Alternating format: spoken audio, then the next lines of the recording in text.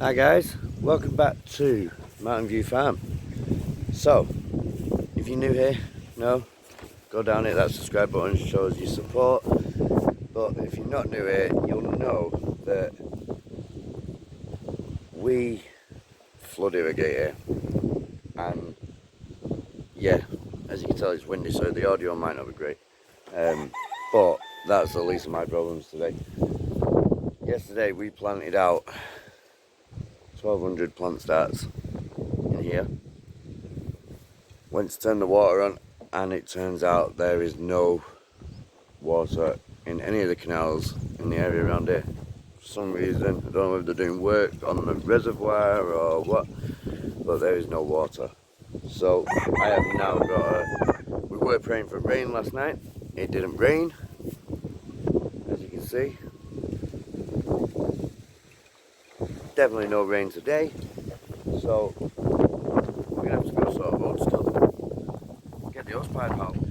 So because we don't have a hose pipe that runs all the way to the end of the field over there, and this is the closest tap inside the house. So today I've had to go out and buy one, which was a very big shock because I've not bought a hose pipe in years. So yeah, very expensive. So we went out and got all the connectors. So we've gone for metal connectors. So these are to connect the two hose pipes together. We went for the cheapest hose pipe, which was half an inch. So that's the cheapest hose pipe. Not the best, but it is the cheapest. So we've got two connectors. We've got them. And then we have the hose pipes. These grapefruits, guys. So one of our neighbours has a grapefruit tree and some orange trees and lemon trees, and messaged us and said, "Do you fancy picking the fruit?" And I was like, "Yeah, why not?" But these grapefruits are absolutely lovely.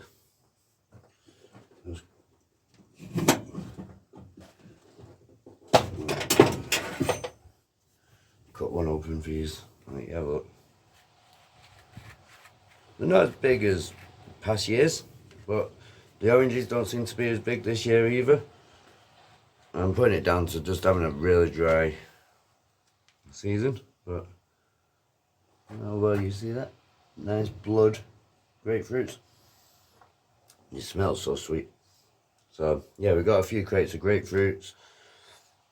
We've got two crates of oranges. There's a crate of lemons. No, we've been offered to pick as much as we want. We've only taken what we need for this week, and we'll pick some more next week. But let's try and get onto this hose pipe, get some water out into that field.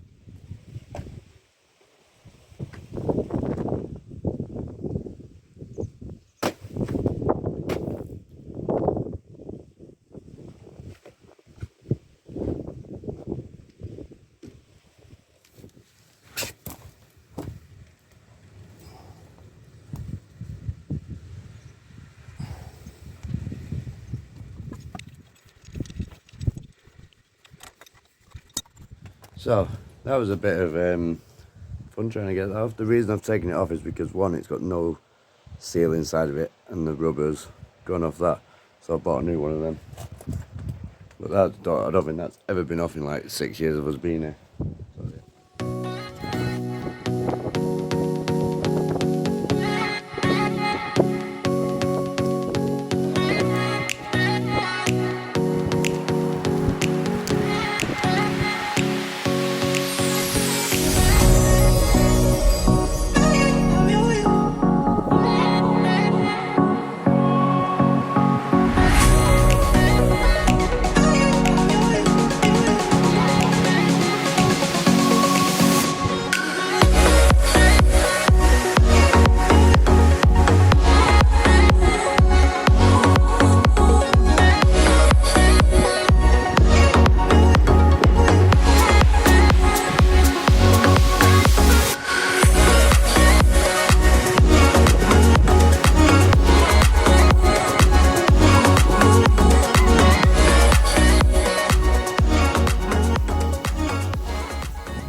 Right guys, so that works. Got it all connected up.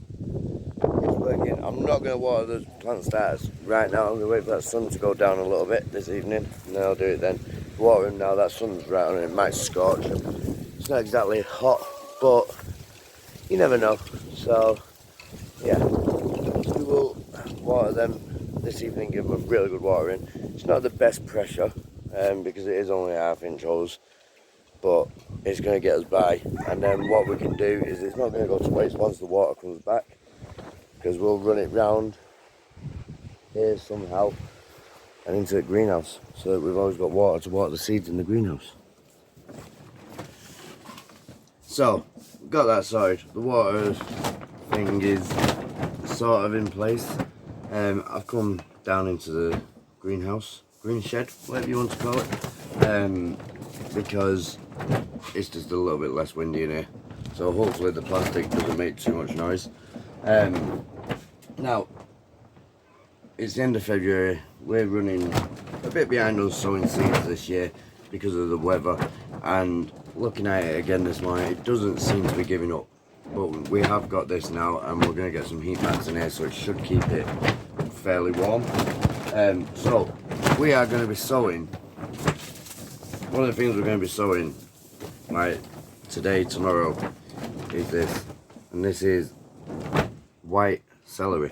Now this is one over here that we grow through the summer. This is the first time I've ever grown this. Normally I grow the green celery, which we grow through the winter, but I've come across these seeds and I thought I'd give it a try.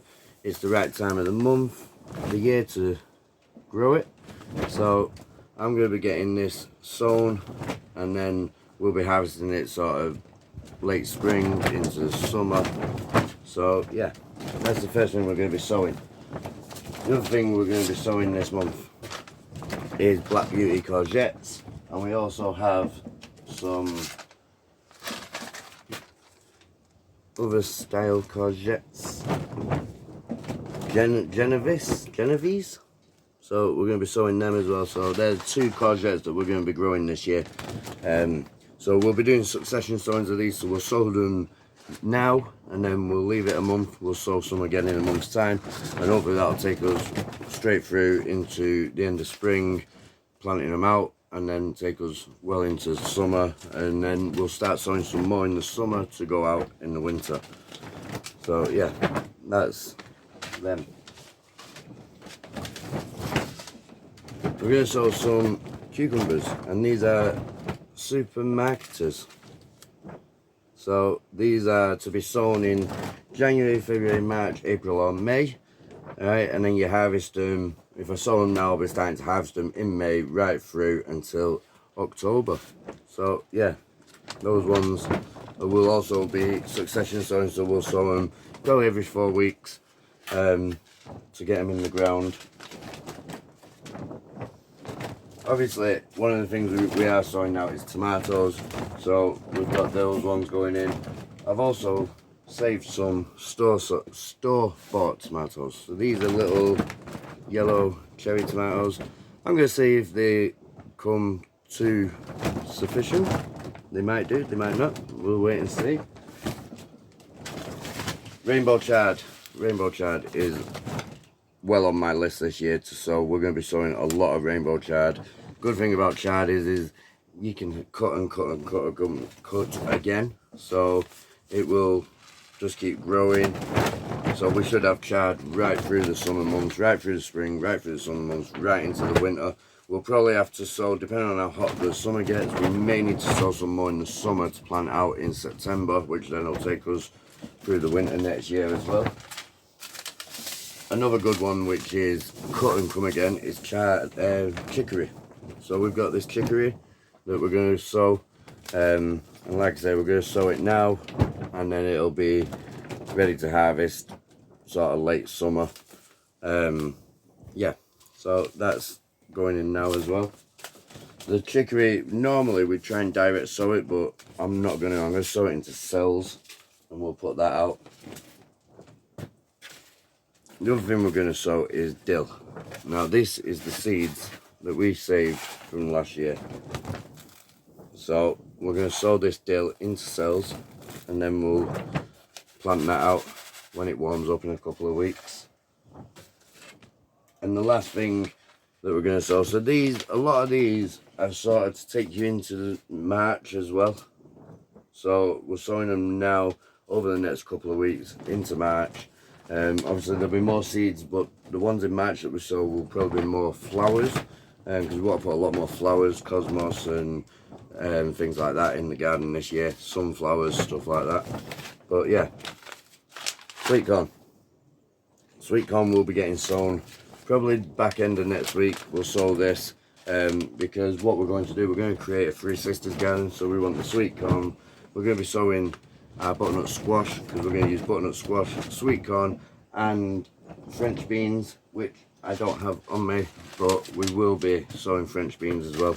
And we're going to make a big Three Sisters garden over at the other plot of land. So that's going to be absolutely huge. For like the size of the land is all going to be a Three Sisters garden.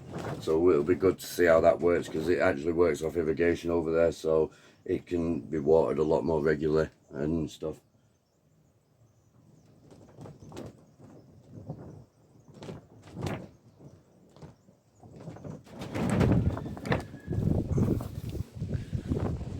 So some of the things that we planted yesterday, so we planted about 1,200 plant starts yesterday, and you can see where the plant starts have gone in because of the straw. But we planted summer cabbages, so we've got 2 rows of summer cabbages in, and then we've got 2 more rows of broccoli. We have direct sown some courgettes, so we're going to wait and see. And then this is the last of the celery, so we put 2.5 rows of celery in as well. But yeah, so we're going to get all these really soaked in today. It's just a shame that obviously we didn't have the water to flood. Yesterday, Steve and Mags from Thinker Family 5 released a video, and they came down to our open day about a month and a half ago. And when they were, I gave them a ridger. Now, they tried to use it and they said it kept catching on blades and stuff.